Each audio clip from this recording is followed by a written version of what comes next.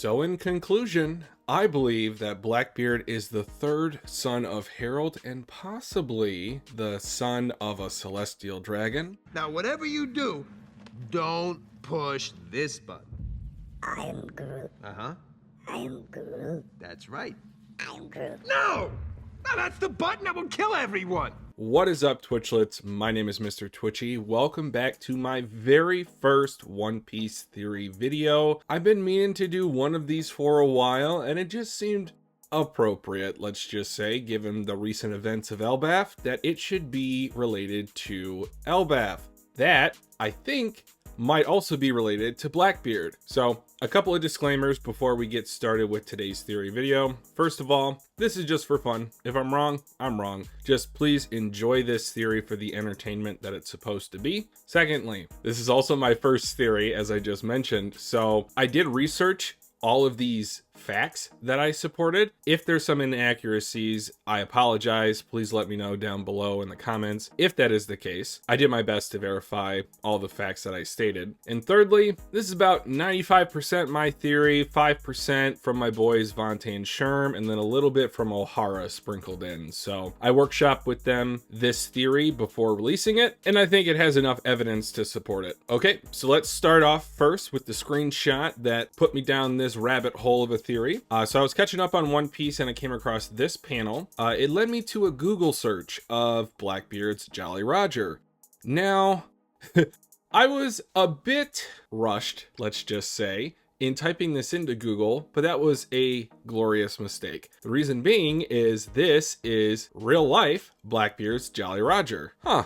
Horns. Interesting. Wait, didn't we just? Yes, we just talked about this with King Harold for the royal family of Elbaf, having ancient giant lineage. So Harold, as we know, ended up ripping off his horns as he attempted to reform the war mindset of the giants of the past. Okay, so that's a pretty interesting thought, but is there any supporting evidence to this? Actually, yes. So first of all, when I was doing my reread of Elbaf, let's take a look at Usopp's design. Looks pretty similar to King Harold's design, wouldn't you say?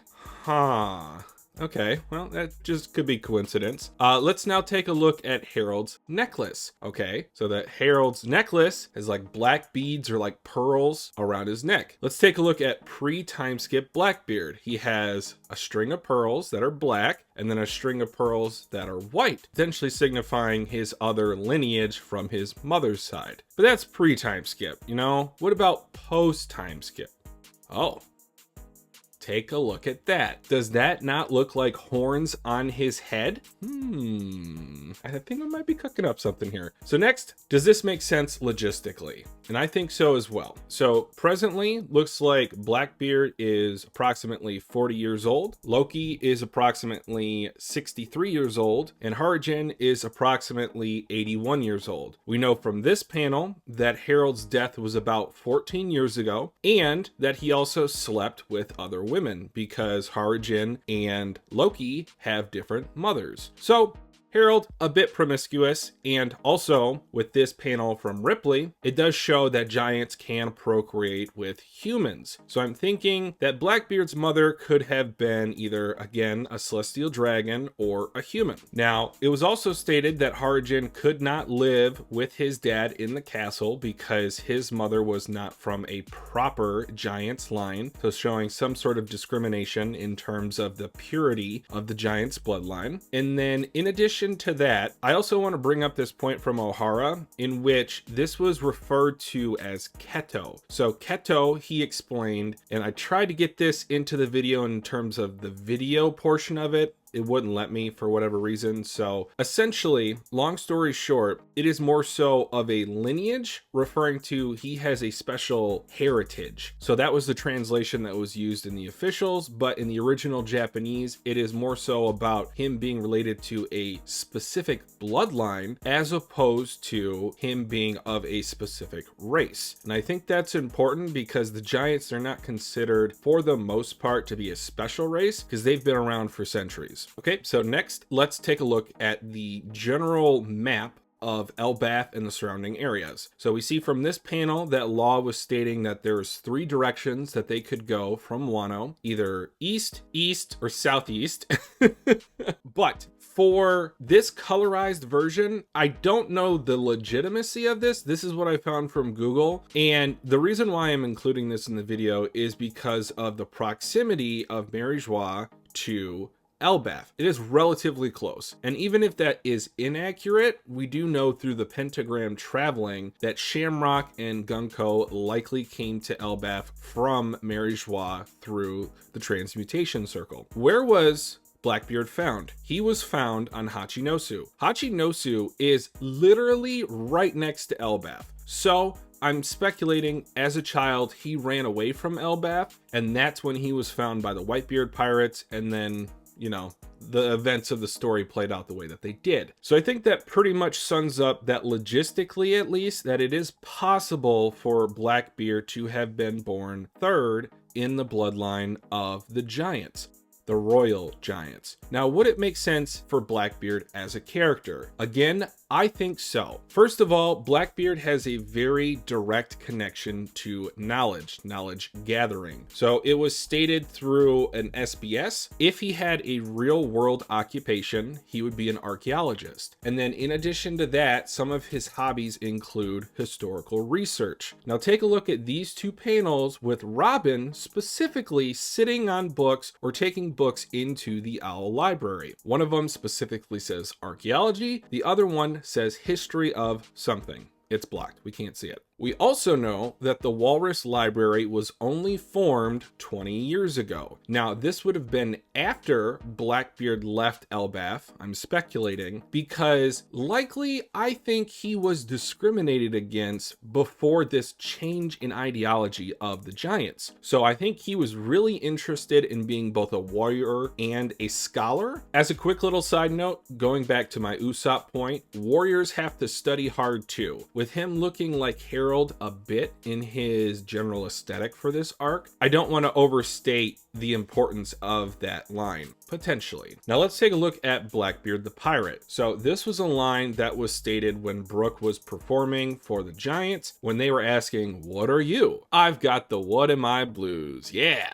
A toast to the wonders of the vast world. Kind of surprised at how many giants haven't ever gone to sea, right? I thought all the giants on Elbaf were pirates. That could be a throwaway line, or it could also represent that not a lot of giants typically leave the island to specifically become pirates. But next, we have to look at this quote from Roto. So Roto says, "You don't understand. That was a dream that's held by everyone born in Elbaf. We all wish to be the sun god and rule the world. It has explicitly been stated that Blackbeard's goal is to have possession, control, to sit atop the world, specifically the world." Okay, so next, I think I've made it relatively clear, I hope, that it would make sense for Blackbeard's character if he was from giant lineage. Now, let's take a look at the story as a whole. So we'll zoom out and look at the overall narrative. So first of all, Luffy, Blackbeard, it has been well stated and well recognized by the readers that they have a lot of parallels to one another. So what would this theory mean for the parallels between Luffy and Blackbeard? Well, first of all, let's take a look at the first design of Luffy in Elbaf, in his Elbaf attire. He does have the horned helmet, much like I'm speculating that Blackbeard could have had as a child from his ancestor, Harold. In addition to that, this would also set up a symbolism, analogy, or parallelism with Luffy for the number 3. So Luffy would be one of 3 brothers, 2 non-blood brothers that he was very close with. Blackbeard, on the other hand, would have 2 blood brothers that he's not close to at all. In fact, it's almost diametrically opposed to their ideologies in wanting to be either under Luffy or potentially ally with Luffy in the final war, as we saw with the mural in 1138, to where Loki potentially at the end of Elbaf could decide to team up with Luffy. Now, Harajin is already a part of Luffy's Grand Fleet, so I think that also, again, is starting to set up the parallels in the symbolism of 3 3 with Luffy and Blackbeard. Now, in addition to that, I'm going to then put these two messages from my boy Vante on the screen. Dubbed it the 3 faces of Blackbeard. So his base self, him being a member of the D-Clan, and him being a member of the Celestial Dragons. Vante says he tends to change his mood and temperament drastically. Like when he saw the Yami Yami no Mi, he went from being laid back to then evil as, then killed Thatch and took the fruit. In addition to that, he does also seemingly have 3 personalities. So his base side being the researcher, someone with a thirst for knowledge, and very smart and philosophical. I think that represents his giant side, at least the scholar part of giants. Then his celestial dragon side, which is always partying, enjoying his spoils of war, throwing festivities, while also showing the tendency in creating havoc. And then there's the D side, which then has his insane ambition, always at the right place at the right time, like it's his destiny to rule over the world. Now next, I want to go even further with this symbolism of 3. I'm going to play this quick little snippet from Ohara that I was able to obtain. So let's play that now. So could Orochi's prosecution and quest for revenge be a hint at Blackbeard's childhood for being the son of the most dangerous man on the planet? Harold. Blackbeard might be inspired by the Barbarossa brothers or the Redbeard brothers. The story goes like this. There were 3 brothers. Their mother was named Katarina, same as Blackbeard's crewmate. The older one was a pirate, while his 2 younger brothers were working with their father. After his father's death, the 2 brothers joined the eldest one and became pirates with him under the Crescent Moon flag. And coincidentally, Katarina Devon is called the Crescent Moon Hunter. So, what did you notice from that quick little snippet? First of all, almost an inversion. So they didn't join the brother, but they might be fighting against the brother. And then also with the Crescent Moon Hunter Devon, the translation that I read for 1138, I think initially translated the mural portion of the second world as crescent moon instead of half moon. So we might be going somewhere with that. And lastly, I want to talk about the 3 levels of Elbaf. So we have the astral portion, the sun portion, and the underworld portion. So the underworld portion could then represent Loki, the sun portion could then represent Harajin, and then the astral portion could then represent Blackbeard with his celestial dragon heritage. I'm going to do a quick little aside and talk about Loki in this arc specifically, and this is one reason why I think it's significant that Usopp is dressed like Harold, is because I don't really take that story at face value too seriously, let's just say, because Luffy has been shown in the past to be a relatively good judge of character. So he even asked the giants, is Loki a good guy? They scream, of course not. He's the worst thing on Elbaf. He's the scourge of Elbaf, if you will. He's killed the greatest king in Elbaf history. I don't know about that. So there was the prophecy that Loki was the accursed prince and that he would kill his father. Now, Harold, I'm thinking, might have gotten a bit paranoid about that prophecy and might have tried to enact his ideals onto his children, not child, more sternly to try to prevent said death of himself. So obviously Loki did what he did when he was born. He killed the lucky horse. He tamed the underworld at 10 years old. But I want to then read this panel, and instead of Loki, I just want you to insert Blackbeard's name. It happened while the captains were away. The king had another official child known as the accursed prince. Would his name happen to be? Yeah, he's got a few screws loose. His desperate desire for a legendary devil fruit passed down through the Elbaf royal line led him to kill his father, King Harold, and eat the fruit. The next time that Blackbeard, the accursed prince, is unleashed, the world will be brought to ruin. He is the shame of Elbaf. So if I just insert Blackbeard's name into that final section, he could be a cursed prince because he never sleeps. Looking back at Cavendish from back on Dressrosa, he had an evil side of him. It was almost like he was cursed,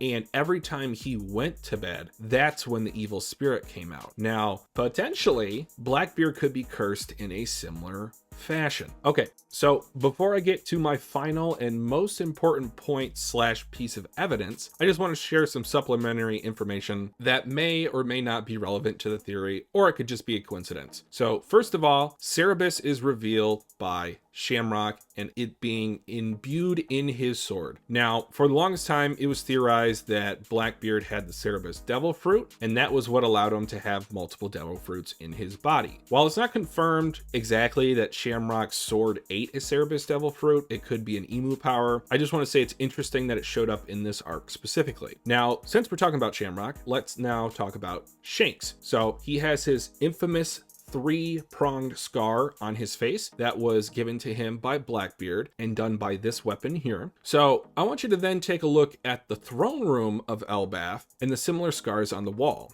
as shown here. So in my mind, when I saw this, I saw the connection shown on Twitter, and then I scrolled past it because I hadn't read the chapter that day. But I'm thinking that the three-pronged Wolverine weapon could be a traditional Giant's weapon for those that are not, let's just say, proficient with either swords or axes for combat. That is the weakest part of this whole theory, so don't be worried if you're not really feeling it at this point. So next, let's talk about the connections between the two brothers, Shamrock, Shanks, and Loki and Blackbeard. That's when it gets really interesting. Shamrock tried to recruit Loki, Shanks captured Loki on the high seas, but Shanks is not going to go after Blackbeard. Blackbeard is now trying to take over the world, which is then the position of presently the world government helmed by the Holy Knight leader himself, Shamrock.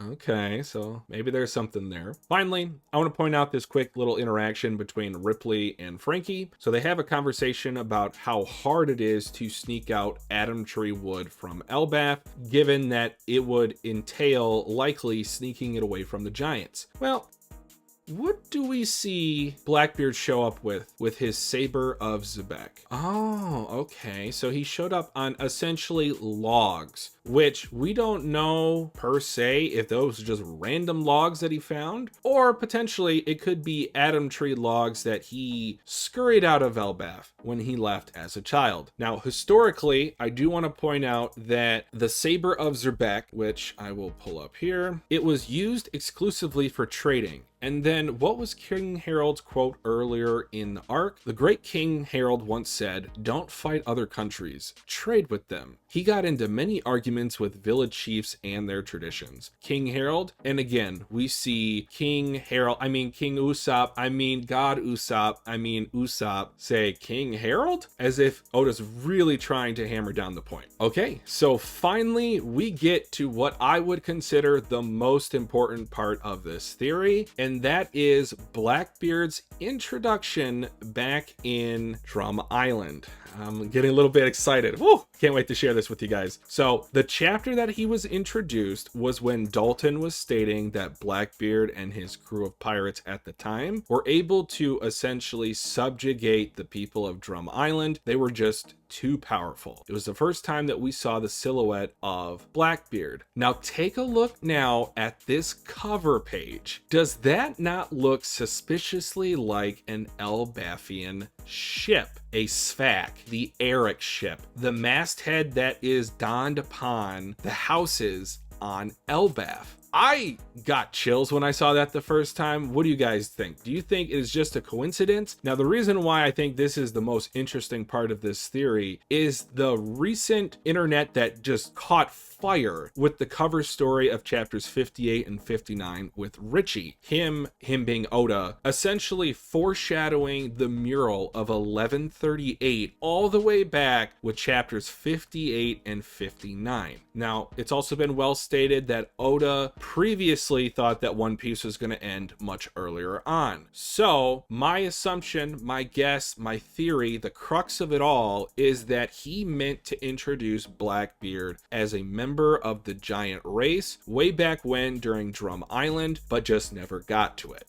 Until now, that is.